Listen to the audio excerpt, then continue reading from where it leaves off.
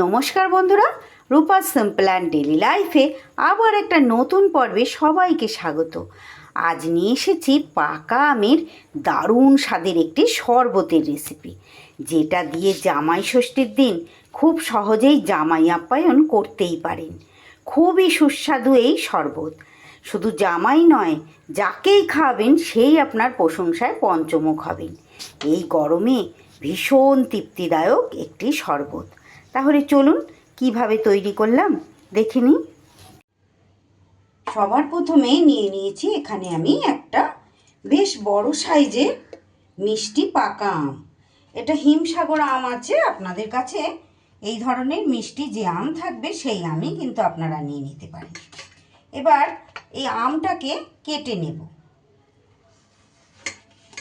আম দিয়ে তো বিভিন্ন রকমের রেসিপি তৈরি করলেন, তাহলে শরবতটাই বা কেন বাদ যায়? পাকা আম দিয়ে অবশ্যই এইভাবে একবার শরবত তৈরি করে দেখুন। এইভাবে আমটা পিস পিস করে কেটে শাঁসটাকে পুরো বার করে নিতে হবে। এটা আমি ছুরি দিয়ে এইভাবে কাট করে নিচ্ছি। এটা চামচ দিয়েই কিন্তু হয়ে যায়, ছুরির প্রয়োজন হয় না। এবার আমি একটা চামচ নিয়ে নেব। একটা চামচ আর একটা মিক্সির বাটি কিন্তু এখানে আমি নিয়ে নিলাম। এইবার চামচের সাহায্যে আমের শাঁসটা, আপনাদের দেখাতে আমার একটু অসুবিধা হচ্ছে, এইভাবে শাঁসটা কিন্তু মিক্সির বাটিতে সম্পূর্ণ শাঁসটা নিয়ে নেব।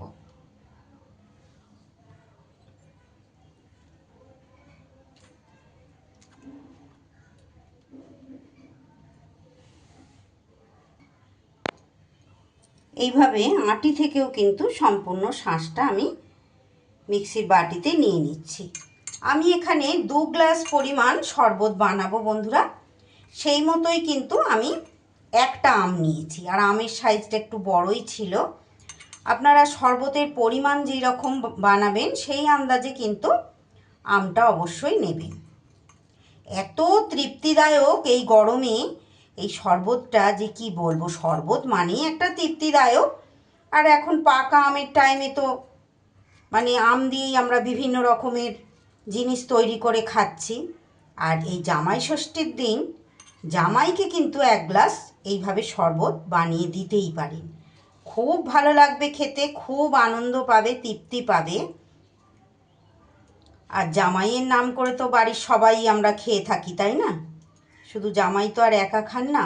অবশ্যই এইভাবে তৈরি করে দেখবেন বন্ধুরা, খুব ভালো হবে খেতে। সম্পূর্ণ শাঁসটা নিয়ে এবার এটা মিক্সিটা একটু ঘুরিয়ে এটা পেস্ট করে নেব। এইবার এইদিকে আমি একটা গুঁড়ো মশলা তৈরি করব। তার জন্য ছোট একটা প্যানের মধ্যে দেখুন কি কি নিয়েছি। একদম সামান্য হাফ চা চামচ করে নিয়েছি। এখানে জিরে নিয়েছি, কয়েকটা গোলমরিচ, অল্প সামান্য ধনে, সামান্য মৌরি, আর নিয়েছি একটা শুকনো লঙ্কা।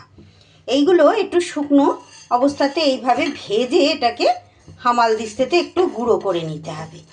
এই মশলাটা তো আমাদের ঘরে অনেক সময় তৈরি করাই থাকে। আমি যেহেতু রেসিপিটা দিচ্ছি বন্ধুরা, আমার ঘরেও এটা করা থাকে, তাই আপনাদের সঙ্গে একটু এটাও শেয়ার করছি। একটু এইভাবে শুকনো খোলায় ভেজে নিয়ে এটা গুঁড়ো করে দেব। এই ভাজা মশলাটা অবশ্যই কিন্তু শরবতে দিতে হবে। ভীষণ সুন্দর কিন্তু যেমন টেস্ট হবে তেমন কিন্তু ফ্লেভারও হবে।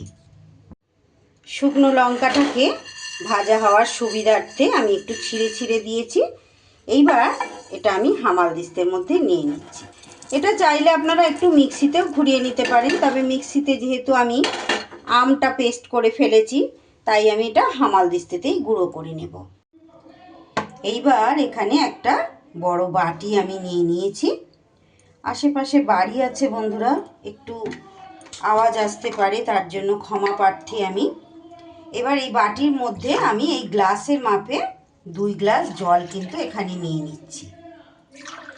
অবশ্যই এটা ঠান্ডা ফ্রিজের জল নিয়েছি। 2 গ্লাস জল নিয়ে নিলাম।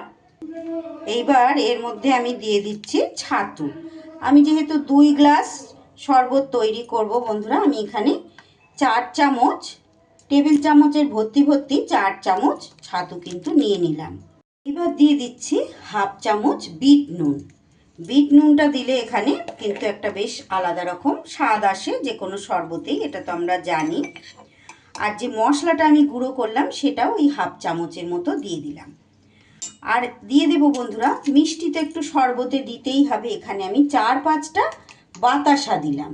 আপনারা চিনি, গুড়, যে যেই ধরনের মিষ্টি পছন্দ করেন সেই ধরনের মিষ্টি কিন্তু এতে ব্যবহার করতে পারেন। এইবার যে আমের কাঁকটা মিক্সিতে ঘুরিয়ে রেখেছিলাম সেই আমের কাঁকটা কিন্তু এর মধ্যে দিয়ে দিচ্ছি। এইভাবে পাকা আম দিয়ে ছাতুর শরবত আর কে কে খেয়েছেন অবশ্যই আমাকে কমেন্ট করে জানাবেন। আর যারা খাননি এইভাবে একবার তৈরি করে খেয়ে দেখুন। কতটা যে লোভনীয় হবে সেটা আমি মুখে বলে বোঝাতে পারবো না। তৈরি করে না খেলে আপনারা সেটা বুঝতেই পারবেন না। এবার সুন্দর করে সব উপকরণ কিন্তু ভালো করে মিশিয়ে নিতে হবে। খুব ভালো করে বেশ কিছুটা সময় ধরে এইভাবে কিন্তু একটু মিশিয়ে নিতে হবে। এটা চাইলে আপনারা মিক্সির মধ্যে দিয়েও একটু ঘুরিয়ে নিতে পারেন, তবে আমি এইভাবে চামচের সাহায্যে একটু ভালো করে মিশিয়ে নিচ্ছি। আমার চ্যানেলে এই ধরনের মানে বিভিন্ন রকমের রেসিপি কিন্তু প্রত্যেক দিন আমি শেয়ার করি। যে সকল বন্ধুরা এখনও পর্যন্ত আমার চ্যানেলটি সাবস্ক্রাইব করেনি তাদের কাছে অনুরোধ, আমার চ্যানেলটা সাবস্ক্রাইব করে আমার পাশে থাকুন বন্ধুরা। পাশে থাকা বেল আইকনটা অল করে রাখুন, যাতে যে কোনো সময় আমি ভিডিও আপলোড করার সাথে সাথে আপনাদের কাছে নোটিফিকেশান পৌঁছে যায়, আর আপনারা সেটা আপনাদের সুবিধা মতো দেখে নিতে পারেন। আমার চ্যানেলে নতুন বন্ধু, পুরনো বন্ধু, সব বন্ধুদের অনেক অনেক ভালোবাসা, অসংখ্য ধন্যবাদ জানাই প্রত্যেক দিন যে সকল বন্ধুরা আমার সঙ্গে থেকে আমার রেসিপিগুলো দেখেন। নতুন বন্ধুদের বলছি আপনারা সঙ্গে থাকুন বন্ধুরা।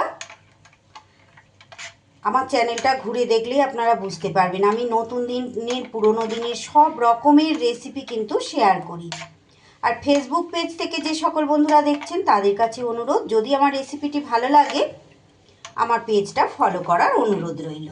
দেখুন সব কিছু সুন্দর করে মিশিয়ে দিয়েছি। একটু আধটু এইরকম আমের কিন্তু টুকরো এইভাবে থাকতেই পারে, ওটা কোনো অসুবিধা নেই, মুখে পড়বে, খুব ভালো লাগবে খেতে।